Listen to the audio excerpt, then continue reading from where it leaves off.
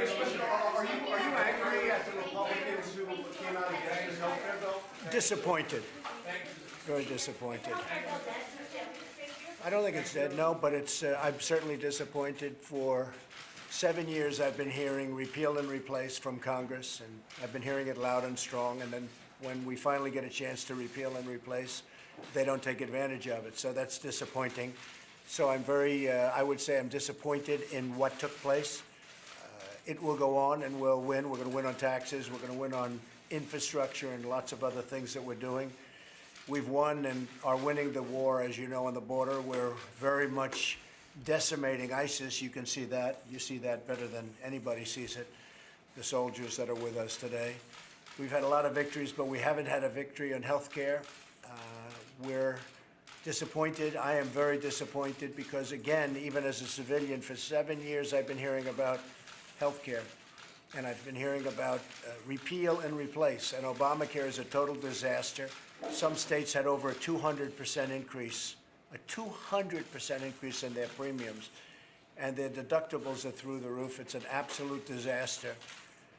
And I think you'll also agree that I've been saying for a long time, let Obamacare fail, and then everybody's going to have to come together and fix it and come up with a new plan, and a plan that's really good for the people, with much lower premiums, much lower costs, and much better protection.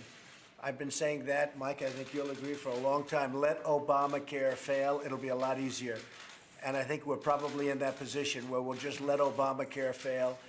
We're not going to own it. I'm not going to own it. I can tell you the Republicans are not going to own it.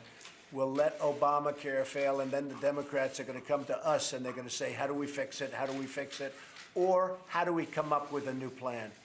So we'll see what happens. There's some other things going on right now as we speak.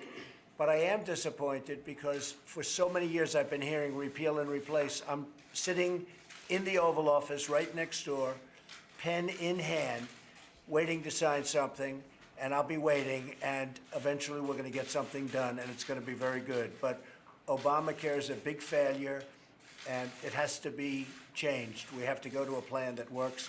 We have to go to a much less expensive plan in terms of premiums, and something will happen, and it'll be very good. May not be as quick as we had hoped, but it's going to happen. Okay?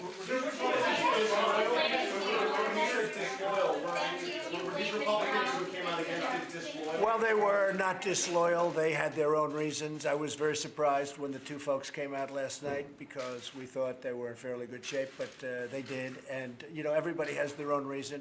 But if you really think about it, you look at it, and we have 52 people. We had no Democrat support, which is really, you know, something that should be said. We should have had Democrats voting. This is a great plan for a lot of people. We had no Democrat support. We have 52 people. We had 4 no's. Now, we might have had another one somewhere in there, but essentially the vote would have been pretty close to, if you look at it, 48-4. That's a pretty impressive vote by any standard. And yet you have a vote of 48-4 or something like that, and you need more. It's pretty tough. So the way I look at it is, in 18, we're going to have to get some more people elected.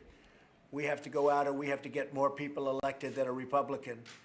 And we have to probably pull in those people, those few people that voted against it. I don't know. They're going to have to explain to you why they did, and I'm sure they'll have very fine reasons. But we have to get more Republicans elected because we have to